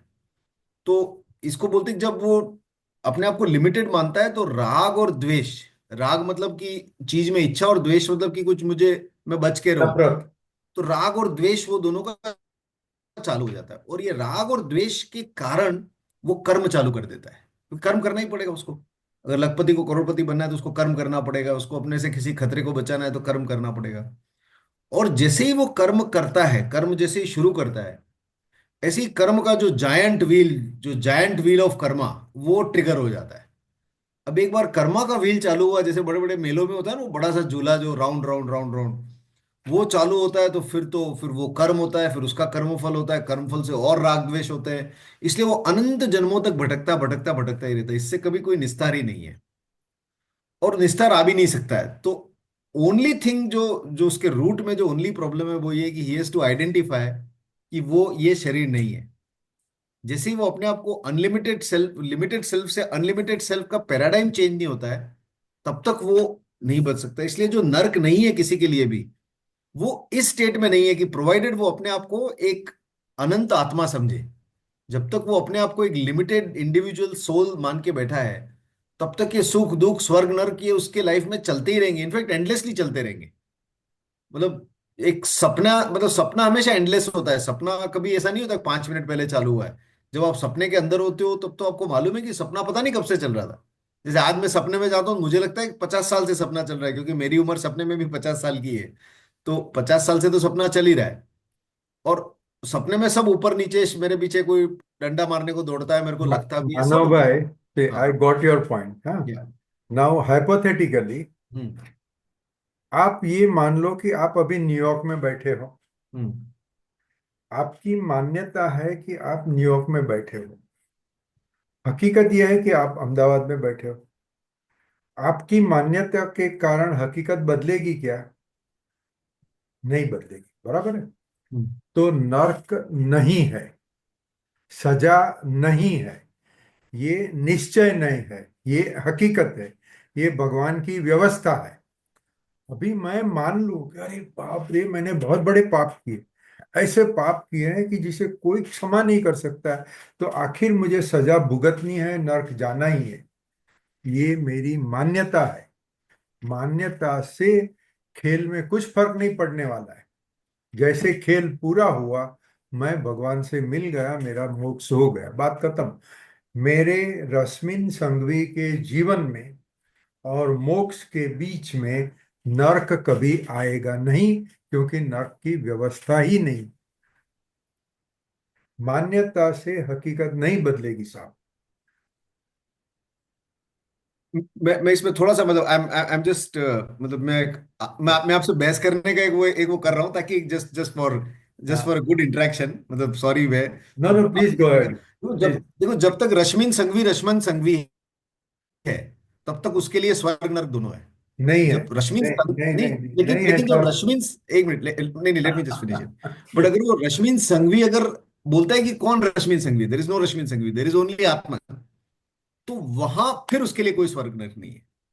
क्योंकि when we say Rashmin Sanghvi is a very limited person, right. वो ताड़दे बराबर। में रहते हैं, वो नहीं, मतलब आपने कहा चश्मा मैं पहनते हैं, जो मेरा भी वो लिमिटेशन है। चार्टर्ड अकाउंटेंट है, वो उनका एक बहुत ही लिमिटेड पर्सपेक्टिव है। तो बराबर। उसके लिए तो स्वर्ग नरक का पूरा इंतजाम ही उस आदमी के लिए है। नहीं, मतलब नहीं इन द है, सेंस कि for that limited body mind complex. नहीं है। बट अगर वो बॉडी माइंड कॉम्प्लेक्स ही नहीं है, इसलिए how do you define yourself, whether as Manav Yagnik और रश्मिन संघवी, और कोई भी इनफाइनाइट हो गया, आत्मन कोई और भी। ब्रह्म। हाँ, बस देखो, दैट बस, सॉरी फॉर दिस। नहीं जनरली नहीं, just for sake of argument, please pardon me. Actually we have नहीं कोट। रश्मि, ये भी हो सकता है। वन हाँ सेकंड, ये भी हाँ, हो बोलो। सकता है जैसे मानव है बता रहा है कि कर्म फल नर्क ये सब है, और आप बता रहे हैं कि भी ये कुछ व्यवस्था नहीं, ये भी आपकी मान्यता हो सकती है ना। बराबर है, मैं गलत हो सकता हूँ। हाँ, बस ओके। बस दैट्स ऑल। हाँ। I am happy that you are happy. Thank you. क्योंकि ये सब है, कोई वापस आके कोई बोलता नहीं है क्या है ऊपर। तो नहीं ये नहीं भी एक मान्यता है कि नर्क नहीं है, सजा नहीं है, लेकिन जो प्रैक्टिकल अनुभव है वो डिफरेंट है। लेकिन ओके। नहीं नहीं, अनुभव तो हमारा किसी का नहीं है। क्योंकि हाँ, कोई ऊपर जाके वापस आया नहीं। वापस आया नहीं, और अभी तक किसी ने बताया नहीं। मगर सुन लो, स्वामी विवेकानंद, रामकृष्ण परमहंस, रमण महर्षि, हाँ, और ऐसे बहुत सारे ज्ञानी लोग हो गए। उपनिषद लिखने वाले 200 से ज्यादा ज्ञानी हो गए। महर्षि वेद व्यास, हाँ, जिन्होंने अष्टावक्र गीता लिखी, ठीक है, और फिर कठोपनिषद जिसने लिखा। आप कठोपनिषद पढ़ो, और जो नचिकेता यम के पास जाके पूछता है कि मेरा परम ज्ञान क्या है, मुझे परम ज्ञान दो, तो यम देवता कहते हैं एतद वै तत्। एतद वै तत् मतलब कि तू जिसे खोजता है वो तू ही है, तेरी आत्मा ही है। तू ईश्वर को खोजने निकला है, तू ब्रह्मन को खोजने निकला है, वो ब्रह्मन तू ही है, वो आत्मा तू ही है। अगर आप कहो, अभी मैं, मुझे कठोपनिषद में, अष्टावक्र गीता में, ईशोपनिषद में, मांडुक्य उपनिषद में, ये सब में श्रद्धा है। तो मैं ये नहीं कहता हूं कि मैं आपको मेरी मान्यता बता रहा हूं, मैं आपको उपनिषद की मान्यता बता रहा हूं। उपनिषद ने जो स्टेटमेंट्स किए हैं, और वो स्टेटमेंट मैंने कन्वर्सेशन विद गॉड के साथ रिकंसाइल किए हैं। तो दोनों का साथ में मिलके, इसी, बहुत कम लोग ऐसे हैं कि जो हिंदू धर्म को छोड़ के दूसरा भी पढ़े। आप अगर हिंदू है तो खाली हिंदू का अभ्यास करोगे। अच्छा, मैं बर्थ से जैन हूँ, मगर जैन धर्म का थोड़ा अभ्यास किया, हिंदू धर्म का बहुत सारा अभ्यास किया, और conversation with God which is no religion, which is just pure spirituality, उसका भी मैंने अभ्यास किया। फिर मैंने मेरी तरह से इंटरप्रिटेशन किया। मेरी तरह में इतना ही है कि धर्म और वेदांत, उसमें बहुत बड़ा फर्क है। धर्म में कैरट एंड स्टिक है, लालच देते हैं, तू ये कर, तू मुझे दक्षिणा दे, तू मंदिर की परिक्रमा कर, तो तुझे स्वर्ग मिलेगा, और तू ये सब नहीं करेगा तो तुझे नरक मिलेगा। डराने की, घबराने की बात जो है वो धर्म में है। और सबसे बड़ा डर क्या है? अरे, तू चांडाल है, तूने चांडाल जैसे कर्म किए हैं, तू तो नरक में ही जाएगा। खलास, वो आदमी तड़पेगा, डरेगा। मैं अभी स्वामी सर्वप्रियानंद जी के शब्द बोल रहा हूं। वो कहते हैं अद्वैत वेदांत और धर्म में बहुत बड़ा फर्क है। अद्वैत वेदांत कह रहे तू अभी इसी वक्त जहां बैठा है वहां तू ब्रह्मन है, तू ब्रह्मन है। अब मुझे बता, तुझे कौन हाथ लगा सकता है, तुझे कौन सजा कर सकता है, बताओ। मेरे हिसाब से अगर आपने वो हम ब्रह्मास्मि तत्त्वमसि दो वाक्य का स्वीकार किया, तो उससे आगे कोई चर्चा ही नहीं रहती है। मगर हम लोग, और इसके कारण तुम्हें कन्वर्सेशन विद गॉड की बुक्स पढ़नी चाहिए। कन्वर्सेशन विद गॉड में भगवान कहते हैं हमने अपना थिंकिंग जो है वो दूसरे को हवाला दे दिया है। भाई, गुरु सोचेगा, गुरु बोलेगा, वो मैं मानूंगा। मैं बहुत बिजी हूँ, इनकम टैक्स रिटर्न भर रहा हूँ, ऑडिट कर रहा हूँ, मुझे कहाँ समय है कि मैं कुछ सोचूं या धर्म का अभ्यास करूं। यहाँ भी मैं अलग हूँ, मैंने धर्म का अभ्यास किया है। वो धर्मपुर में जाके लोगों की सेवा करने में मैंने धर्म का पालन किया है, क्योंकि मैं कभी 2 नंबर का डोनेशन नहीं लिया। मैं खुद भी ऑनेस्ट लाइफ जिया हूँ, और ऑनेस्ट लाइफ जीने से और उसके साथ में अभ्यास करने से जो क्लैरिटी मुझे मिल गई है, वो क्लैरिटी के बाद में भी मैं फिर से कह रहा हूँ, मैं मेरा स्टेटमेंट नहीं कर रहा हूँ आपको, मैं वेदांत का स्टेटमेंट कह रहा हूँ। जो लोग धर्म और वेदांत को एक समझते हैं, उन्होंने वेदांत का अभ्यास नहीं किया है।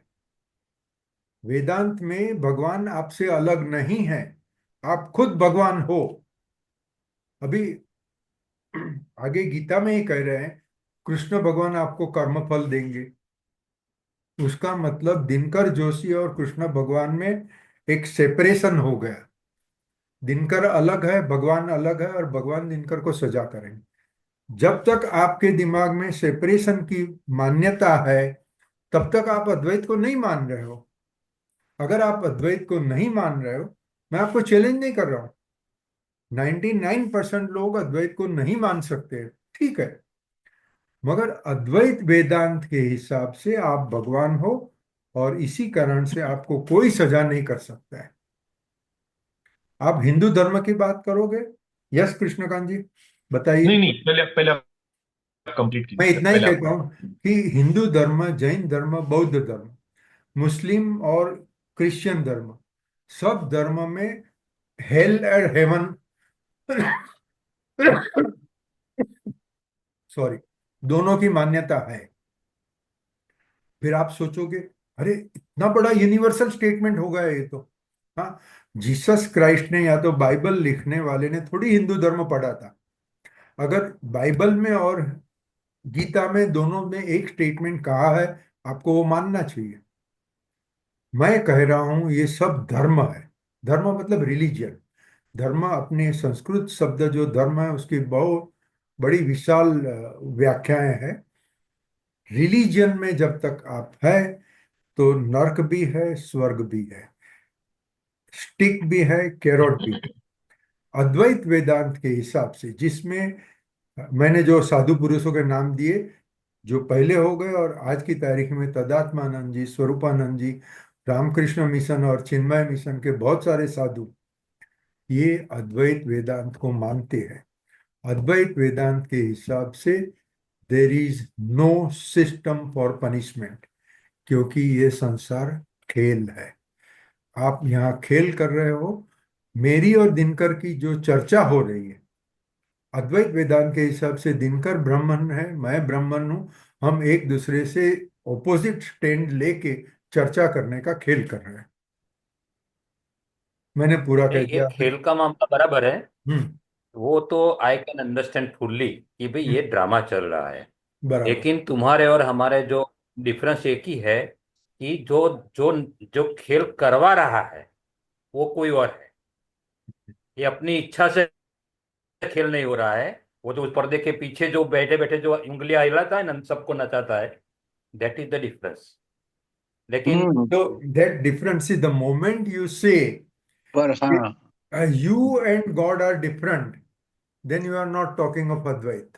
हाँ, हाँ, ये बराबर। बहुत महत्व की बात है जोशी साहब जो कह रहे हैं। हाँ। ये जो इस्लाम का जो फाउंडेशन हुआ, उसके हाँ। अंदर ये बात, मतलब जो इंस्टीट्यूशनल रिलीजन की जब बात हो रही है, हाँ। तो उसमें वो खेल करने वाला दूसरा है, हम खेलने वाले दूसरे हम हैं। कठपुतली है। पर यहाँ परिस्थिति, ज्ञान, यहाँ यहाँ जो ज्ञान, जो जो ज्ञान है, मैं ज्ञान योग की बात नहीं कर रहा, जो ज्ञान है, ये रियलाइजेशन, कि अहम ब्रह्मास्मि का जो रियलाइजेशन है, उसमें मुझे स्वधर्म फिर दिखाई देने लगता है। और वो स्वधर्म दिखाई देने पर मेरा पाप पुण्य का कॉन्सेप्ट खत्म हो जाता है, और उस स्वधर्म का मार्ग ही मोक्ष है। ये उस रियलाइजेशन से होता है। तो ये बराबर। पूरा चौथा अध्याय इसी को लेकर के चल रहा है। चल। इसीलिए स्वधर्म में जो अलग अलग योग हैं, उन योगों में आप जो भी कर रहे हैं वो स्वधर्म है। हम्म। आप जो है दिव्य द्रव्य यज्ञ कर रहे हैं, आप दान कर रहे हैं, पुण्य कर रहे हैं, वो द्रव्य यज्ञ है। उस द्रव्य यज्ञ में आप उसको स्वधर्म की भूमिका से कर रहे हैं। तो स्वधर्मे निधनम श्रेय। बराबर। अंतिम अवस्था ये है कि जैसे गांधी जो है, उसने जिस कर्मयोग को अपना लिया कि मैं पब्लिक लाइफ में आया, और उसने जब ये प्रण कर लिया, उसके लिए स्वधर्म निधनम श्रेय हो गया, क्योंकि उस धर्म में उसने अपने प्राण भी त्याग दिए। तो करेक्ट। उस तरह से वो मोक्ष के मार्ग पर चला।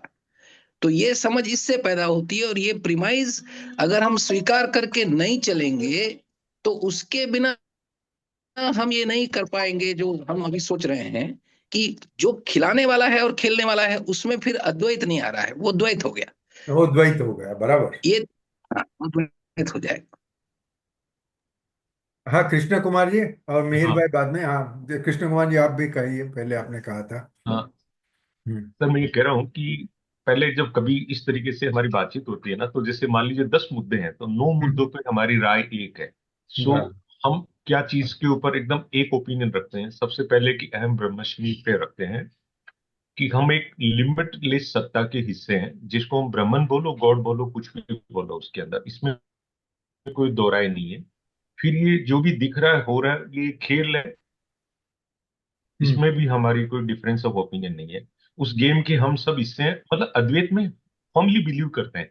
कभी कभी जो ले दे के बार बार में जो कंफ्यूजन आ जाता है, जो पॉइंट ऑफ डिफरेंसेस खड़े हो जाते हैं ना सर, वो हम्म लॉ ऑफ कर्मा पे आके खड़े हो जाते हैं, जो व्यवहार ने निश्चय की बात करते हैं कि जब सब बराबर। कुछ अद्वैत है।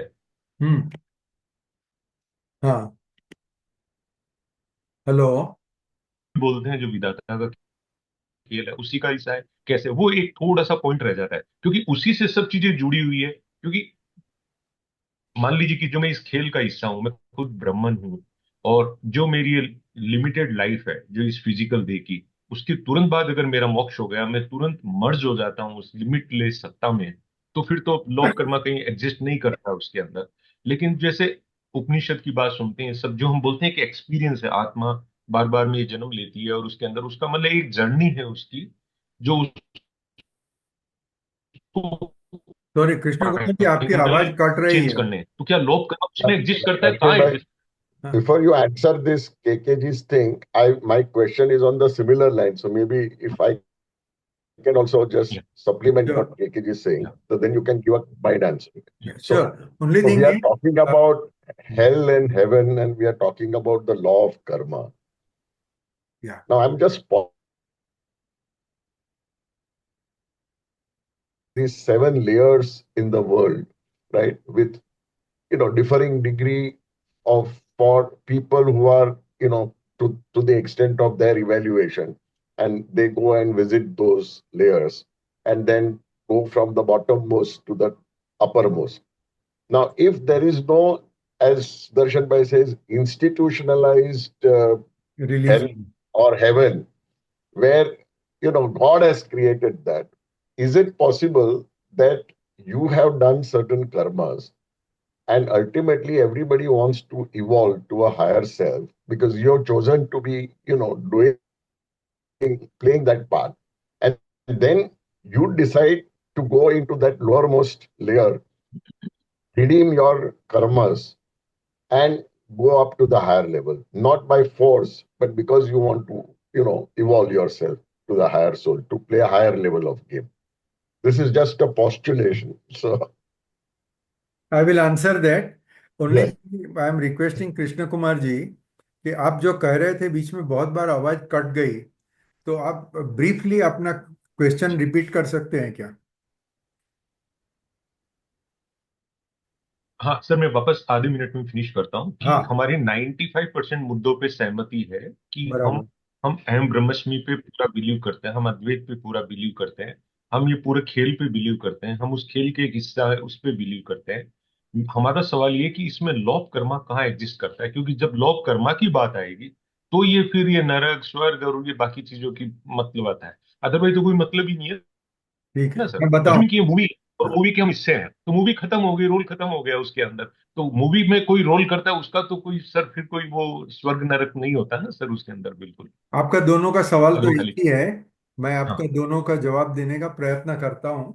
ठीक है। हाँ सर, प्लीज सर। और वो अगेन ये बहुत बड़ा सवाल है, क्योंकि हिंदुस्तान में Hindu Jain Buddhist even Christian और मुस्लिम लोग भी कर्म का सिद्धांत में मानने लगे हैं।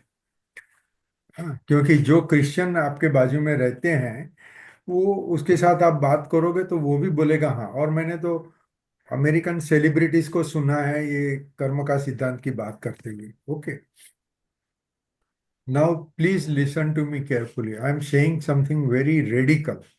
Okay, and outside our limited group people can have hurt feelings. Advaita Vedanta ये कहता है कि तुम आज अभी यहीं पर ब्रह्मन हो। बराबर। ये स्टेटमेंट मानने के लिए लोग तैयार नहीं है। अच्छा, मान लो कि ये स्टेटमेंट एक बार मैंने एक्सेप्ट भी कर लिया, फिर मेरा सेकंड स्टेटमेंट है तत्त्वमसि अहम ब्रह्मास्मि, तो मैं मानता हूं। मगर जब मैं कहता हूं कि वो गुंडा है, वो नीच आदमी है, वो अमेरिकन है, वो अफगान है, वो रशियन है, सब ब्राह्मण है, तो यहाँ बहुत बड़ी मुश्किल आ जाती है। हाँ, अगर मैं ब्राह्मण हूं तो मैं वो कहूंगा कि शूद्र तो ब्राह्मण है ही नहीं। हाँ, अगर मैं क्षुद्र हूं तो मैं अपने आप को ब्राह्मण से नीचा समझता हूं। अपने आप को सबके समान देखना, सबको अपने समान देखना बहुत बड़ी मुश्किल बात है साहब। हम्म। हमें तो एक रशियन आदमी यूक्रेन में वॉर कर रहा है तो हमें रशियन के ऊपर गुस्सा आता है, ये हुआ हमारा द्वेष। ठीक है। अच्छा, अगर कोई आदमी जाके यूक्रेन के पीड़ित लोगों की मदद कर रहा है, हमें उसके ऊपर प्रेम आता है, ये हुआ हमारा राग। राग और द्वेष से हमारा जीवन भरा हुआ है, उसमें हम अद्वैत को कैसे माने। अच्छा, तो फिर देखो, जिसका पेशा है गुरु बनने का, आज आपने देखे कुछ कुछ लोग ऐसे गुरु है कि जिनके फॉलोअर मिलियंस में है, और वो गुरु के पास करोड़ों अरबों की संपत्ति है, तो वो अद्वैत की बात भूल से भी नहीं करेंगे। हाँ, वो उनको तो चाहिए कि लोग जो एक्सेप्ट कर सकते हैं, मेंटली एक्सेप्ट कर सकते हैं, जो मान सकते हैं, ऐसी ही बात करो। भैया भगवान है, तू पुण्य करेगा तो स्वर्ग में जाएगा, वहां तुझे हूर मिलेगी वगैरह वगैरह, जो स्वर्ग के वर्णन है, अप्सराएं मिलेगी। तू पाप करेगा तो नरक में जाएगा। एकदम लॉजिकली हमारे दिमाग में बैठ जाता है। हाँ, तो जो, और एक दिल में समझो, मैं अद्वैत को इतना समझता हूँ, फिर भी मैं भगवान को प्रार्थना करता हूँ। एक दिल में से एक ख्वाहिश होती है कि एक ईश्वर है जो मुझसे बहुत बड़ी हस्ती है, और वो हस्ती से मैं प्रणाम करता हूँ, उसे मैं प्रेम करता हूँ। नरसिंह मेहता जिन्होंने एक भजन में अद्वैत पूरा दे दिया, वो पूरी जिंदगी भजन गाते ही गए। संत तुकाराम जो अद्वैत को जानते थे, पूरी जिंदगी भक्ति करते थे। रामकृष्ण परमहंस तो पुजारी ही थे, वो पुजारी में से उनको इतना बड़ा सम्मान मिल गया कि लोग उन्हें भगवान कहने लगे। तो भक्ति और अद्वैत दोनों का समन्वय करने की जरूरत है। अद्वैत का मतलब नहीं कि मैं किसी की भक्ति नहीं करूं, मगर अद्वैत का इतना मतलब जरूर है कि मैं कैरट और स्टिक में नहीं मानता हूँ, हेल और हेवन में नहीं मानता हूँ। आगे कुछ भी होवे, जितना मुझे पता है ठीक है, जितना मुझे नहीं पता है वो भी ठीक है। मैं एक सरल सादी प्रेम पूर्वक जीवन जीऊंगा, बस इतना तो हम कर सकते हैं। हाँ सर। अच्छा, अभी कन्वर्सेशन विद गॉड में कह रहे हैं कि किसी ने गलत काम किया तो उसको सजा मिलनी ही चाहिए, किसी ने अच्छा काम किया तो उसको रिवॉर्ड मिलना ही चाहिए। ये एक सामान्य मान्यता है। हाँ, अभी समझो, एक कल्चरल फेस्टिवल है, कल्चरल फेस्टिवल में 1 लाख रुपए का इनाम है। हाँ, आप जाके वो कल्चरल फेस्टिवल में कोई गेम जीत गए तो आपको 1 लाख रुपया मिल जाएगा। अभी बाय चांस मुकेश अंबानी उधर कल्चरल फेस्टिवल में आ गए, उसको आप 1 लाख रुपया देंगे तो वो क्या करेंगे? उसको क्या कीमत है? उसे कोई कीमत नहीं है, बराबर। अच्छा, आप उसे कुछ भी कहो, उसे गाली भी दे दो, उसे कुछ भी करो, वो आपकी परवाह किए बगैर चले जाएगा। तो मुकेश अंबानी तो एक लिमिटेड इंसान है। हाँ, उसको भी प्राइम मिनिस्टर से डरना पड़ता है। ब्रह्मन जो है उसके लिए our earth is like a speck of dust. पूरी हमारी solar system is too small a thing. हमारी galaxy, nebula galaxy is one of the infinite number of galaxies. वो सब गैलेक्सी जिस ब्रह्मन में व्यक्त हो रही है, वो ब्रह्मन आप हो। अभी आपके पास आके कोई सजा की या अवार्ड की बात करेगा तो आप उसके ऊपर हंसोगे। आपको क्या लगता है, कौन आपको सजा करेगा? कौन आपको रिवॉर्ड देगा? क्या रिवॉर्ड देगा? आप अनंत गैलेक्सियों के मालिक हो, आपको क्या कोई रिवॉर्ड देगा? आप स्वर्ग को क्या करोगे? ये अद्वैत वेदांत है। और मैंने 30 से 40 उपनिषद पढ़े हैं, और भी बहुत सारा सामान पढ़ा है, जिसमें सबसे ज्यादा कठिन है वो कठोपनिषद है, और ये अष्टावक्र गीता है।